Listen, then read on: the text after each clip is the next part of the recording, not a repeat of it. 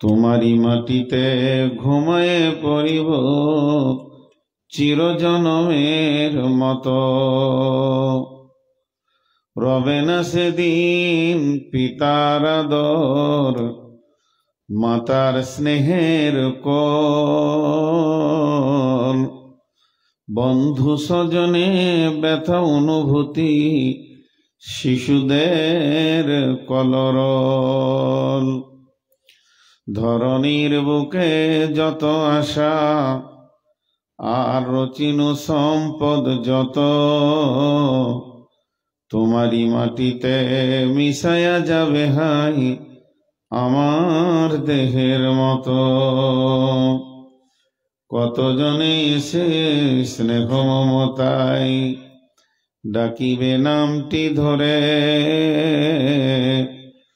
কত বন্ধুর স্মৃতির অশ্রু ঝরিবে তোমার পরে। সারা নাহি পেয়ে ফিরে যাবে তারা, আমাকে পেছনে রেখে।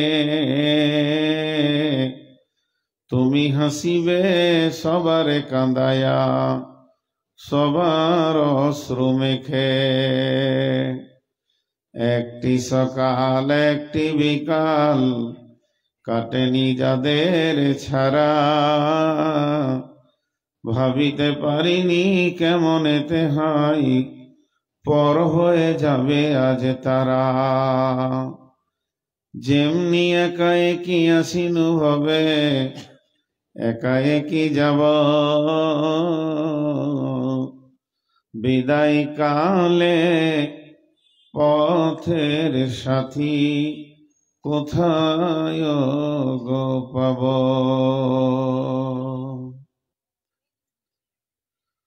শ্রদ্ধেয় সুযোগ্য আজকের সবার সভাপতি, উপস্থিত আলেম ওলামা বৃন্দ, সামনে আমার দিনদার ইমানদার মুমিন ভাই সকল, পর্দা থেকে সুন্নেওয়ালি মোমেনা মা ও বোনেরা, প্রশংসা আল্লাহর, গুণগান আল্লাহর, গুণকীর্তন আল্লাহর, স্তব স্তুতি ভালোবাসা তকদির হায়াত মত রুজি জান্নাত জাহান্নাম সবকিছুর মালিক আল্লাহ। যে মহান মুনিব আহকামুল হাকিমিন আজকে আমাদেরকে বিভিন্ন এলাকা গোত্রবংশ জাতি ধর্ম বয়স বর্ণ নির্বিশেষে এই শিরিষবনা গ্রামে মসজিদ কেন্দ্রিক আয়োজিত মাহফিলে হাজির করেছেন, এর জন্য মুনিবের দরবারে একবার শুকরিয়া করি দিলের ভিতর থেকে আলহামদুলিল্লাহ। দরুদ ও সালাম বর্ষিত হোক শেষ নবী নবিকুল শিরোমণি ইমামুল আম্বিয়া নবী মুহাম্মদ রাসূলুল্লাহ সাল্লাল্লাহু আলাইহি সাল্লামের উপর। আল্লাহুম্মা আমিন, আল্লাহুম্মা সাল্লি আলাইহি, আল্লাহুম্মা বারিক আলাইহি। মোহতারাম ভাই আজিজ ও বুজুর্গ দোস্ত, আমি আজকে আপনাদের সামনে বক্তব্যের বিষয় ধরেছি কবর, যেটাতে আমাদের সকলকে যেতে হবে। কিন্তু আমি আমার বক্তব্য শুরু করার আগে এই 2-5 মিনিট একটু বিষয়ের বাইরে কথা বলছি। 2-5 মিনিট, বেশি সময় নেব না। আমাকে অনেকে বড় মৌলানা মনে করে, আবার অনেকে লেখে শায়েখ। পুঁজি কিছুই নেই, আমার পুঁজি আপনাদের দোয়া, আলেম ওলামার দোয়া। মারবে নাকি? আল্লাহু আকবার। মেয়ে ছেলের কণ্ঠস্বর এত জোর। তো আপনাদের দোয়ার বরকতে চলছি। অনেক হাদিস কোরআন বলতে গিয়ে পড়তে গিয়ে জের জবরের ভুল হয়ে যায় আমার, তো অনেকে সংশোধন করে দেয় ফোনে যে মৌলানা এখানটা এরকম হতো, আপনি এরকম পড়েছেন। তা এগুলো আমাকে বলতে লজ্জা লাগছে না। আবার দেখি অনেকে সংশোধন করতে গিয়ে সে আবার ডবল ভুল করে। মানে আমার বিদ্যা বুদ্ধি কম হলো, বয়স তো বেশি। এই মেজরিটি বয়স বয়স তো বলবে। যেমন আমাকে একজন ফোনে বলছে, গোটা দুনিয়ায় লেকচার মেরে বেড়াচ্ছেন, হুঁশ নাই জ্ঞান নাই, এই জায়গাটা ভুল করেছেন। তো ও আবার কত ভুল করলো এটাও বুঝতে পারছে না। এতটা বলার কি দরকার ছিল? বদরুদ্দোজা নদভী বলেন যে ভাই হাদিসটা দেখবেন, আয়াতটা দেখবেন, এই জায়গাটা একটু গোলমাল হচ্ছে। কত সুন্দর শিক্ষা দিয়ে দিল। ও আবার বলছে গোটা দুনিয়া লেকচার মেরেছেন, হুঁশ নাই জ্ঞানে। আজীব ব্যাপার, মানুষ তো মত পর্যন্ত ভুল করবে রে বাবা, তুমি সংশোধন করে দাও। তো তা না করে মানে আর একটা ভুল করে বসছে আর কি। তো যাই হোক, আমি আপনাদের সামনে কয়েকটি কথা ছোট ছোট করে বললাম, কিন্তু কিছু জিনিস আমরা খেয়াল করি না। আজকের এই মসজিদটা, যে মসজিদটা এনারা বানাচ্ছেন, আমি কিন্তু ঢুকে ভিতরে দেখলাম, মানে যে যা ভালোবাসে। আমি আমার গোপন আমল আপনাদেরকে বলতে আসিনি। আমি কেন আমল করি আমার আল্লাহ জানে। লোক দেখানি করি তার সাজা হবে, আল্লাহর জন্য যদি করি তা বদলা পাবো। তো এই গরিবের হাত দিয়ে 3খানা মসজিদ হলো। তো মসজিদ কমিটিকে একটা কথা বলবো, 1 মিনিট, নাহলে ভুলে যাবো, এই জন্য আমি আগে এটা বলে নিচ্ছি, তারপরে ওয়াজ শুরু করব। মসজিদটা অনেক সুন্দর হবে, দেখবেন অনেক সুন্দর হবে। শুধু সুন্দর হবে না, অনেক সুন্দর হবে। মসজিদের যা প্ল্যান পরিকল্পনা করেছে কমিটি, আপনারা একটু সাহায্যের হাত বাড়ান। তবে একটা কথা বলছি, আপনি টাকা দিলেও মসজিদ হবে, আপনি টাকা না দিলেও মসজিদ হবে। আজকে আমি হিসাব করছিলাম, এই দুটো হাতে প্রায় 2.5 কোটি টাকার কাজ করেছি। কিন্তু আমাকে যদি বলেন টাকাটা কোথা থেকে এলো, আমি বলতে পারবো না, আমি পারবো না বলতে। তো এই জন্য এই কমিটিকে একটা সাহস দিচ্ছি, যার ঘর করতে নেমেছেন ভরসা তাকে করেন, হবেই, ইনশাল্লাহ হবে। এই কটা কথা আপনাদেরকে বললাম। এখন আমি আমার বায়ানের দিকে এগিয়ে যাচ্ছি। আল্লাহ তাবারাক ওয়া তাআলা বেশ কিছু জিনিস খুব তথ্যবহুল ভাবে, গভীর ভাবে দিয়েছেন আমাদেরকে। সেগুলো আলেম ওলামারা ছাড়া বুঝতে কেউ পারবে না। আমি আলিম নই, আমার নামটা লেখা যেতে পারে খাদিমে আলিম, মানে আলিমদের সেবক, খিদমত করি, জুতো সুজা করি, এটা আমার ডিগ্রি। তো কিছু জিনিস আছে, অনেক দূরদর্শিতা জ্ঞান দিয়ে যদি দেখেন তা একটা সুন্দর জিনিস তৈরি আপনিও করতে পারবেন। যেমন আল্লাহ তাবারাক ওয়া তাআলা গোটা কোরআনে 114টি সূরা দিয়েছেন। খুব ধ্যানের সঙ্গে শুনেন, আমার 5 মিনিট উপস্থাপনাটা শুনে নেবেন, আপনি ঘর চলে যাবেন, আপনাকে আজকে বায়ান শুনতে হবে না, আমি নিজে বলছি, চলে যাবেন। তো 114টি সূরার ভিতরে 114টি সূরার আলাদা নাম আছে। প্রত্যেকটি নামের কারণ সেই সূরার ভিতরে আছে, এবং প্রত্যেকটি সূরার ভিতরে একটা মজমুন, একটা অনুশীলন ভরা আছে। এবং তার নামটা কেন ওই রকম হলো সেটাও দেওয়া আছে, কত আয়াত, কত রুকু, এটা মক্কায় না মদিনায় অবতীর্ণ হয়েছে তাও দেওয়া আছে, ভেজাল মুক্ত। এখন কিছু আয়াত সূরা যেমন আছে আনকাবুত, মাকড়সা, ওর ভিতরে গুরুত্ব আছে, ওর ভিতরে কি আছে, ওর ভিতরে সবকিছু নিহিত আছে, আল্লাহ জানেন। হাতি, ফিল, তো এর ভিতরে গুরুত্ব আছে, এর ভিতরে কারণ লুকানো আছে। তেমনি ধাতুর ওপরে আছে, বস্তুর ওপরে আছে সূরাগুলো। তো আল্লাহ তাবারাক ওয়া তাআলা 2টি সূরা নামকরণ করেছেন সময়ের ওপরে। সময়, সময়, দন্তস ম অন্তস্থ, সময়কে কেন্দ্র করে 2টি সূরা দিয়েছেন। সময়ের কত মূল্য,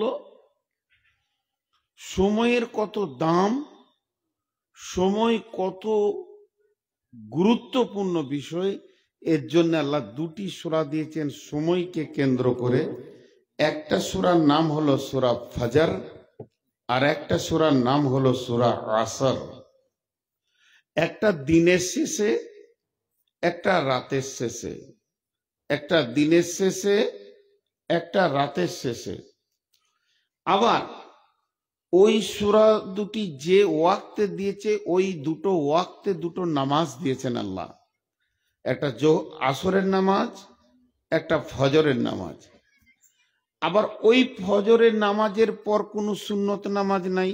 যদি আপনার কোনো নামাজ বাকি থেকে গেছে আলাদা কথা, কিন্তু পরে কোনো সুন্নত নফল নাই।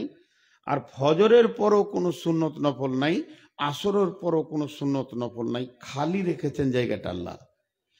এবং রাসূলুল্লাহ সাল্লাল্লাহু আলাইহি ওয়াসাল্লাম কোনো আপনাকে সুন্নত নামাজ দেননি। এর ভিতরে কারণ আছে। সময়ের কত মূল্য, সময়ের কত মূল্য, যে পৃথিবীতে সব থেকে দামি জিনিস হচ্ছে সময়। যে সময়কে চিনে না সে নিজেকে চিনে না, যে সময়কে নষ্ট করে সে নিজেকে নষ্ট করে। তার কারণ একটা বরফের দোকানি বরফটাকে বিক্রি করার জন্যে যদি সময়ের মূল্য না বুঝেও চুপ করে বসে থাকে, তো চু চু করে যেমন বরফ চুঁয়ে শেষ হতে যাবে, 1 কুইন্টালের বরফ আর 20 কেজিতে দাঁড়িয়ে যাবে। আবার যদি গুরুত্ব না দেয় তো ওটা থাকবেই না, জিরো হয়ে যাবে। তেমনি সময় এত মূল্যবান জিনিস। আল্লাহ রসুল বলছেন, ফারাগাকা কাবলা সুগলিকা, সময় হাতছাড়া হয়ে যাওয়ার আগে তাকে কাজে লাগাও। বিধায় প্রতিটি সেকেন্ডে সময় আপনার কাছ থেকে বিদায় নিচ্ছে। আপনার কাছে হাতে হীরের টুকরে ছিল, মণি মাণিক্য ছিল, চুনি পান্না ছিল, পৃথিবীর সব থেকে দামি সম্পদ ছিল, হারিয়ে গেছে বস্তুটা, কোনো কারণে হারিয়ে গেছে। আপনি যদি চেষ্টা করেন মরার আগে পর্যন্ত ওই রকম একটা হীরের টুকরো উদ্ধার করা আপনি ক্ষমতা রাখেন, আল্লাহ আপনাকে দিয়ে করিয়ে নিতে পারবে। কিন্তু যে সেকেন্ডটা এখন আমার ঘড়িতে বাজছে 10টা 24 মিনিট 15 সেকেন্ড, এই 15 সেকেন্ডটা এখন 16 সেকেন্ড হয়ে গেল। এই 10টা 24 মিনিট 15 সেকেন্ডটা কিয়ামতের আগে পর্যন্ত একটা সেকেন্ডকে কেউ ফিরিয়ে এনে দিতে পারবে না। কালকে সকাল 10টাটাকে আনা সম্ভব, কিন্তু এখন সন্ধে, এখন 10টা 24 হলো, 25 হবে, কিন্তু 23টা এই মাত্র গেল, এই মাত্র গেল, এই মাত্র, ওকে আর আনা সম্ভব নয়। বিশ্বনবী বলছেন সময়কে তুমি গুরুত্ব দাও। কিছু বলছেন? মাওলানা সাহেবকে ডিস্টার্ব করার জন্য ক্ষমা চেয়ে নিচ্ছি। একটা এলার্ট হলো, যিনারা খেতে বাকি আছেন তিনারা খেয়ে আসতে পারেন, ডেলিগেট কেটে খেতে পারেন, ডেলিগেট খোলা আছে, এটাই বলার ছিল। একই স্টেজে সিপিএম কংগ্রেস, আমি বলছি থাকো বায়ন শোনো, ও বলছে খেতে যাও। তা খাওয়াতে আমি বাকি, আমি আগে যাই, পানি খাই, একজনা উঠবে না। দেখেন ভাই, কিছু কিছু জিনিস আছে, বলি দুঃখ করেন না। আজকে এই লাইনে 17-18 বছর ঘুরছি। যদি কোনো ছেলেকে শ্বশুর ঘর যাওয়ার দিনটা তার বাপকে বলে দিতে হয় আজকে শ্বশুর ঘর যা, তাহলে ওর বিয়ে না দেওয়াই ভালো। আর যদি মাইকে বললে ওকে খেতে পাঠাতে হয় তো না খাওয়াই ভালো। হ্যাঁ, দাঁড়ান, একটা জিনিস হচ্ছে, আপনার কোথায় রান্না হচ্ছে আর গরুর সাইজ কত সব মোবাইলে দেখে নিয়েছে এই যুগে। ওগুলো বারবার বলে ডিস্টার্ব করে লাভ নেই। আর বলবেন কি, আর একবার বলবেন তো বলেলেন।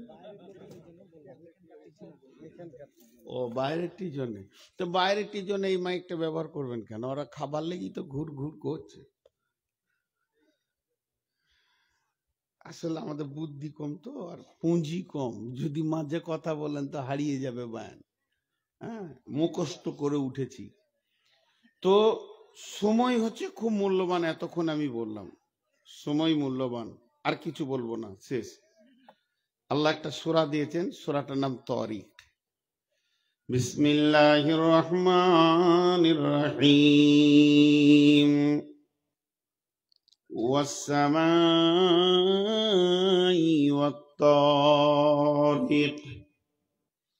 ওয়ামা আদরাকা মাত-তারিক আন-নাজমুস সাকিব ইন কুল্লু নাফসিন লাম্মা আলাইহা হাফিজ।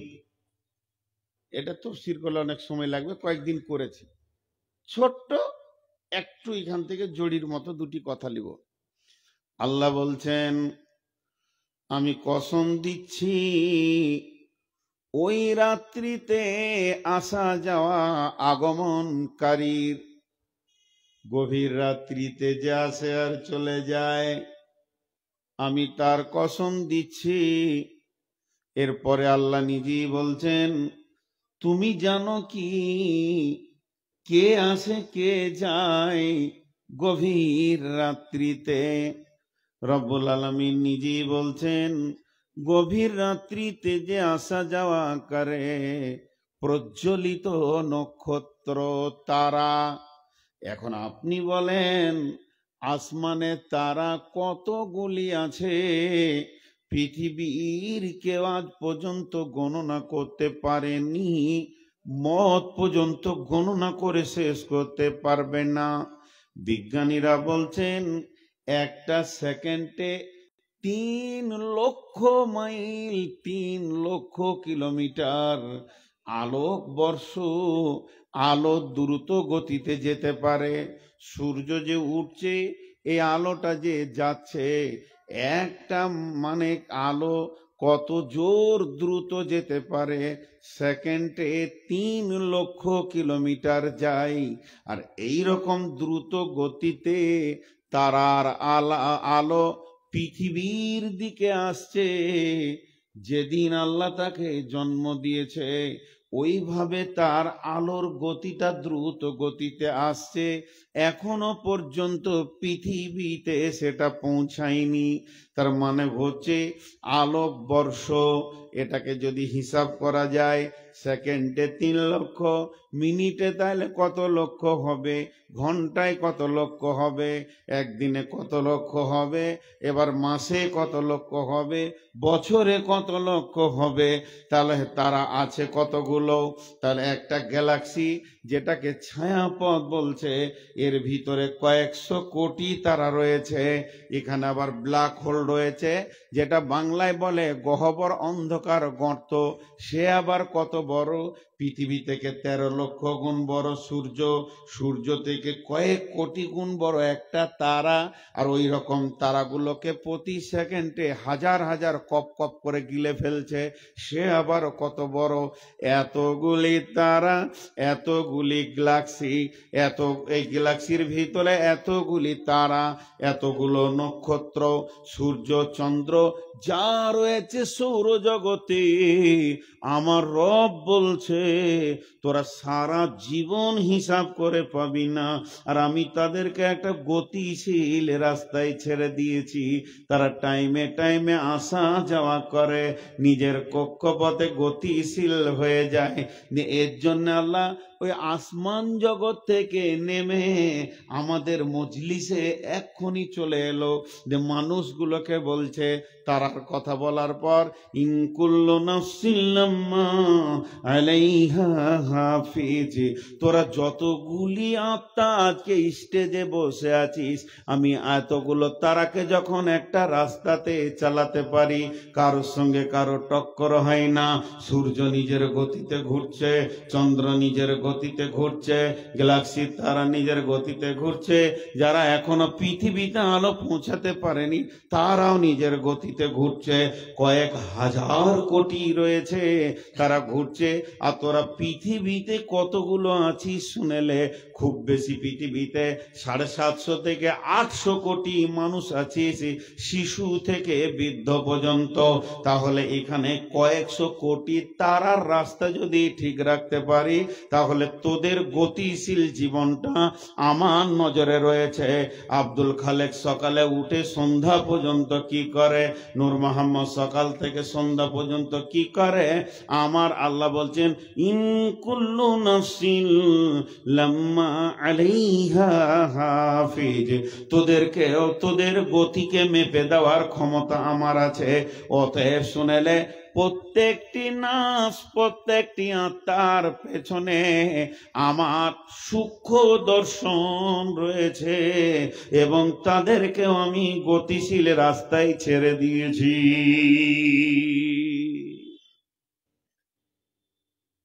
আপনাদের এলাকায় অনেক রাস্তা, এইদিকে রাস্তা, ভৈরবপুর রাস্তা, শীষবোনা রাস্তা, টালবাংলার রাস্তা, কত রাস্তা, এইদিকে রাস্তা, জগন্নাথপুরের রাস্তা।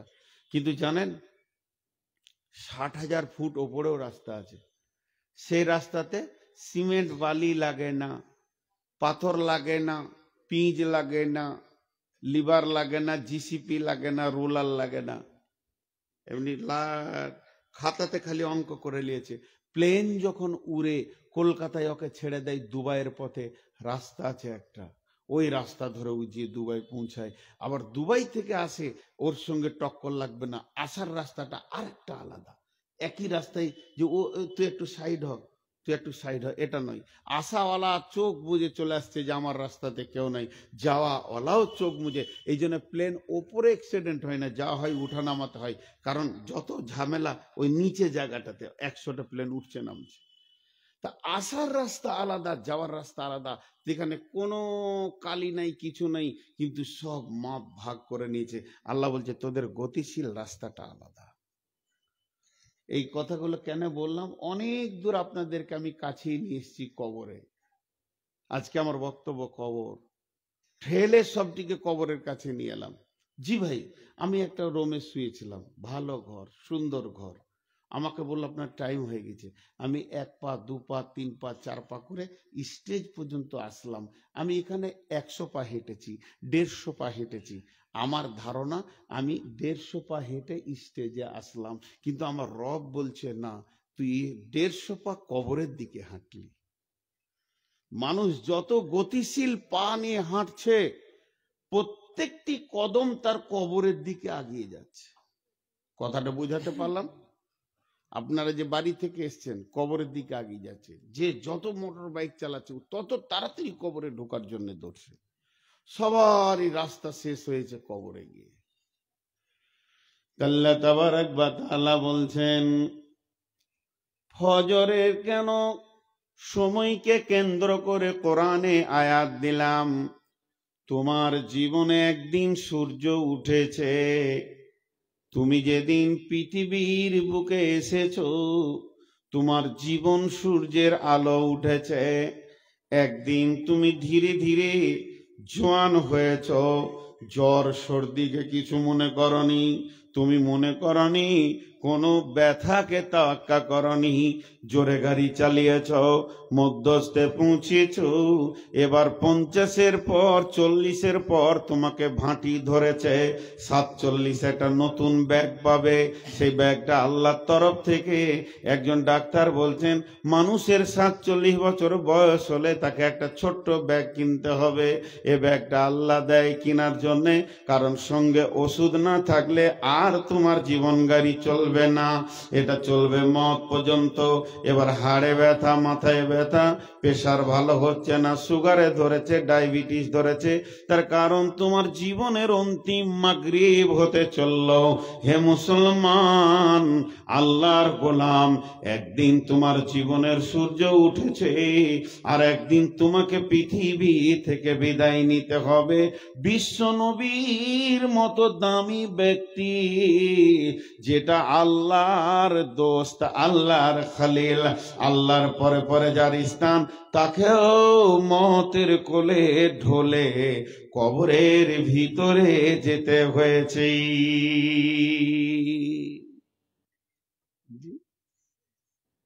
কবর থেকে কেউ রেহাই পাবে না।